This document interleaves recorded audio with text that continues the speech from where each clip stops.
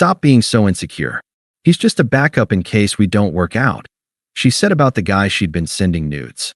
I said, makes sense. Changed the locks and packed her things while she was at work the next day. She came home to boxes and started banging on the door. I opened it and said, good thing you have a backup.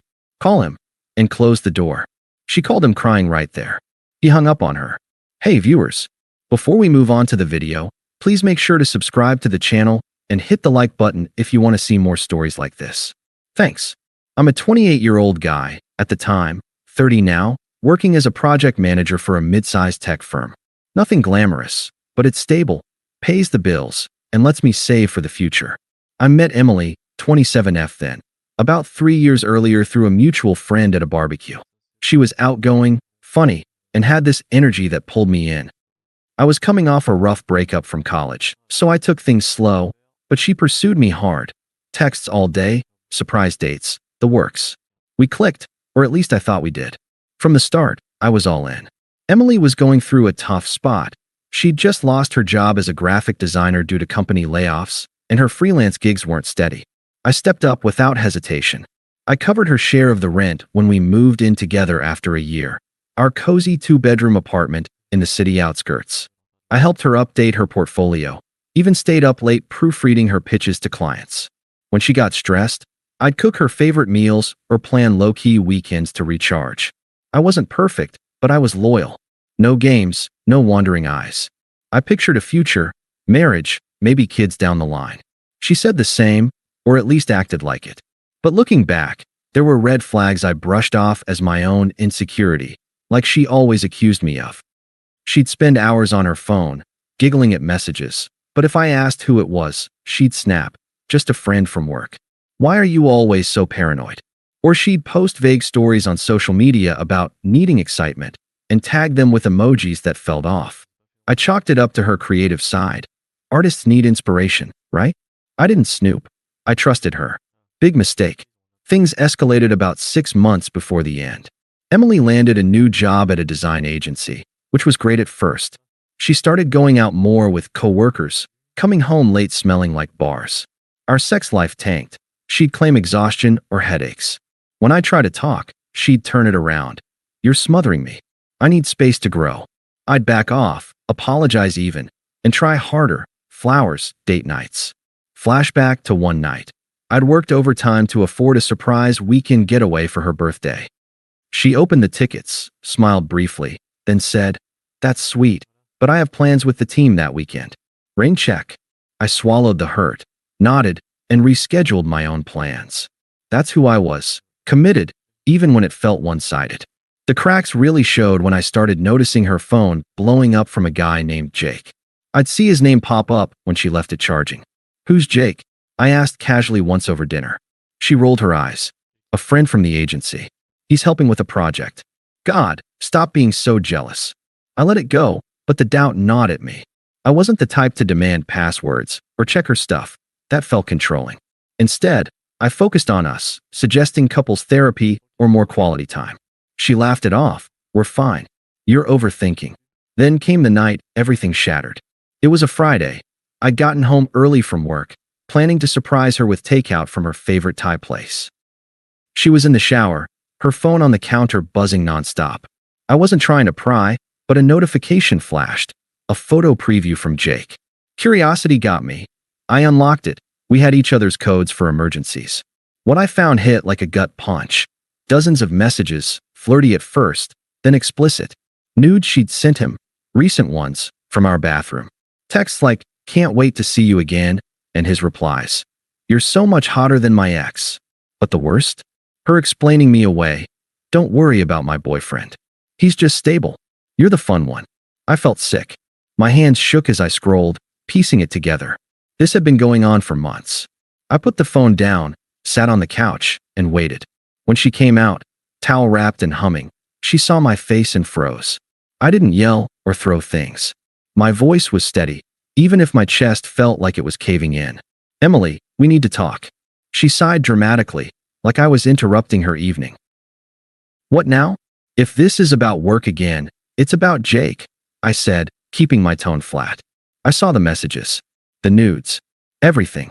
Her eyes widened for a split second, then she recovered with a scoff. She crossed her arms, leaning against the doorframe. You went through my phone? That's a violation of trust, you know. I stared at her. You're sending nudes to another guy, and you're mad at me for seeing a notification? She rolled her eyes, walking over to grab her phone. It's not what you think. Jake's just a friend. We flirt sometimes. It's harmless. Everyone does it. Harmless. I echoed, my mind reeling. You called him your backup. Said I'm just stable. That's not flirting. That's cheating. She laughed, a sharp, dismissive sound that cut deep. Oh, come on. Stop being so insecure. He's just a backup in case we don't work out. You know, like insurance. Relationships aren't guaranteed, right? I mean, you've been so boring lately. Always working, never spontaneous. Jake gets my creative side. He makes me feel alive. I felt the words like slaps, but I didn't react. Inside, confusion swirled. How had I missed this? Was I really that blind? But outwardly, I stayed calm. So, you're keeping options open while I pay the bills and support you? She shrugged, scrolling through her phone like we were discussing the weather. Look, it's not cheating if nothing physical happened. We just talk. And yeah, maybe I've thought about it. If things with you keep dragging. But you're twisting this. Everyone has backups these days. It's practical. If you weren't so clingy, maybe I wouldn't need one. Her logic twisted like a knife. Practical? I thought of all the nights I'd held her through panic attacks about her career, the money I'd lent for her art supplies. Clingy? I've been here for you, Emily. Through everything. She smirked, tucking her hair behind her ear. And I appreciate that. But let's be real. You're safe, not exciting. Jake challenges me. If you can't handle a little competition, maybe you're not ready for a real relationship. She paused, her tone turning smug. Honestly, I was going to tell you eventually. This just speeds things up. Maybe we should take a break so I can figure things out. A break. Right. Her way of keeping me on the hook while she explored. I nodded slowly, processing. Makes sense. She blinked, caught off guard. Wait, that's it. No fighting for me. No begging. I stood up, grabbing the takeout bag I'd forgotten on the table. No. If that's how you see me, a backup to your backup, then yeah, makes sense. She narrowed her eyes, a hint of uncertainty creeping in. Fine. Whatever. I'll crash at a friend's tonight. We can talk tomorrow when you've cooled off. She grabbed some clothes and stormed out, slamming the door. I sat there for a minute, the silence deafening. Then I got to work. I called a locksmith, emergency service, paid extra for same day. While they changed the locks, I packed her things. Clothes in suitcases, art supplies in boxes, everything neatly labeled. No damage, no pettiness. Just efficient detachment. By morning, it was done. I texted her. Your stuff is outside. Keys won't work. Good luck. She didn't reply right away, probably assuming I'd cave. But when she showed up that evening after work, banging on the door like a maniac, reality hit. Let me in. This is my apartment too, she shouted through the door, her voice muffled but furious. I opened it just a crack, the chain still on. Her face was red, hair disheveled from the day. Boxes sat neatly on the welcome mat. What the hell? You can't just lock me out. I kept my voice even. You wanted a break. Options. This seemed practical. She pounded the door again. This is crazy. We need to talk. I didn't mean it like that. Jake's nothing serious. Come on, open up. Good thing you have a backup, I said calmly. Call him. Her eyes flashed with anger, then desperation. You're being ridiculous. Fine, if that's how you want it. She pulled out her phone, dialing right there in the hallway. I heard it ring. Then Jake's voice on speaker, gruff, annoyed. Emily? What now? She sniffled, tears starting. Jake, he kicked me out. Can I come over? I need a place, he cut her off. Whoa, slow down. Kicked you out. That's your drama. I'm not getting involved. Besides, my girlfriend's here. Don't call again. Click. He hung up. She stared at the phone, then at me, her face crumbling. Please, let me in. I have nowhere else. I shook my head. You made your choices. Then I closed the door, locked it, and walked away as the banging resumed. That night, after the door closed on Emily's pleas and the hallway fell quiet, I didn't celebrate or rage. I just sat there. The apartment felt echoey without her stuff cluttering the place. Her sketchbooks gone from the coffee table, her clothes no longer spilling out of the closet. I'd always been the one to tidy up after her creative bursts, But now it was just empty space. I poured myself a glass of water, sank onto the couch, and let the weight of it all settle in. Confusion hit first. How had I ended up here? Flashback to our first anniversary. I'd saved for months to take her to that cabin upstate, where we hiked and talked about dreams. She wanted to start her own design studio. I promised to help with the business side. I did, set up her website, even loaned her startup cash from my savings. In return, she'd been lining up Jake as insurance. It felt so unfair, like I'd been playing a game where the rules were rigged against me. Was I really boring? Stable, sure. I'd grown up watching my parents scrape by, so yeah, I valued security. But exciting? I'd surprised her with concert tickets, spontaneous road trips. Apparently, that wasn't enough next to whatever Jake offered. The next few days blurred into a haze.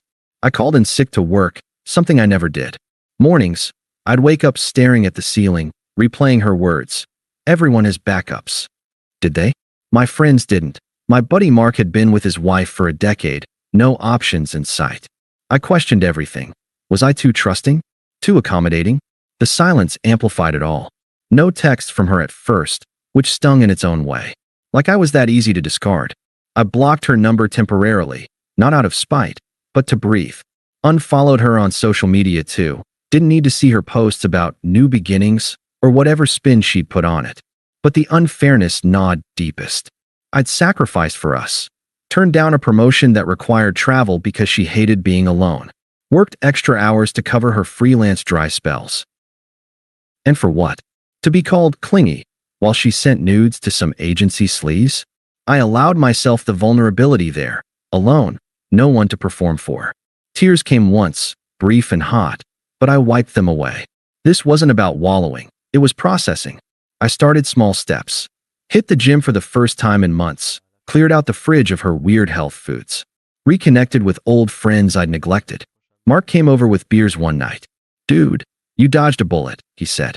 I nodded, but inside, it still felt like a gut shot. Weeks turned into a month. The confusion faded into clarity. I wasn't the problem.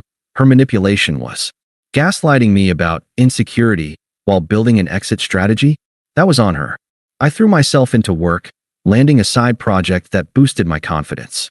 Started dating casually, nothing serious, just reminders that options existed for me too. But I didn't rush. The silence became my ally, not my enemy. I realized I deserved someone who saw me as the main plan, not a safety net. By 2 months in, the pain was a dull ache, not a sharp stab. I'd evolved, from the guy who'd apologize for her moods to someone who knew his worth. No contact from her end, which I assumed meant she'd moved on with Jake. Fine by me. I was building a life where she didn't fit anymore. Then the attempt started. Subtle at first. A mutual friend mentioned her rough patch. I changed the subject. But soon, it escalated. It began with a text from an unknown number. Hers, probably a burner or borrowed phone since I'd blocked the original. "Hey, it's Emily. Can we talk? I miss our talks." I read it, felt nothing but mild annoyance, and deleted it. No response. That opened the floodgates. A week later, my phone rang from her best friend, Sarah, someone I'd always found pushy, the type to dominate conversations with her own drama. I answered, thinking it might be about shared stuff I'd forgotten. "Listen," Sarah started without hello, her voice dripping with fake concern. "Emily's a mess. You need to talk to her. What you did was harsh, locking her out like that. She's crashing on my couch, crying every night." I kept my tone neutral. "She made her choices, Sarah. This isn't my problem." She huffed. "Come on, be a man about it. Everyone makes mistakes. She didn't even sleep with Jake. It was just talk." "You're overreacting." "Mistakes?" I echoed. She called him her backup while sending nudes. "That's not a mistake. That's a plan." Sarah paused, then turned nasty. "Wow, bitter much? She said you'd be like this, petty and unforgiving." "Fine, rot alone then." Click. I shook my head, unfazed. Her toxicity matched Emily's circle perfectly. Next came Emily's mom. I'd met her a few times. Always critical, blaming me for Emily's stress. She left a voicemail. "This is ridiculous. My daughter's heartbroken, and you're playing games? Call her back." Family sticks together, even if you're not blood. I deleted it. Unpleasant didn't cover it. Demanding, entitled, like I owed them reconciliation. Emily ramped up. Voicemails poured in, first apologetic. I screwed up. Jake was nothing. I was scared of commitment. Please, let's meet. I still love you. Then pleading. I have nowhere stable. Work's shaky. The agency's cutting hours.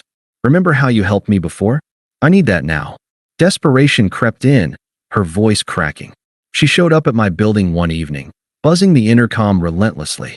I answered from upstairs. Emily, go home. I don't have one, she shouted, audible even through the speaker. Let me up. We can fix this. I was stupid. Jake ghosted me after that call. Turns out he had a girlfriend the whole time. Used me for fun. Karma's first real bite. I'd heard whispers from mutuals. Jake was known around the agency as a player, bouncing between women. Apparently, after hanging up on her, he spread rumors, called her clingy and desperate, even hinted at the nudes to colleagues.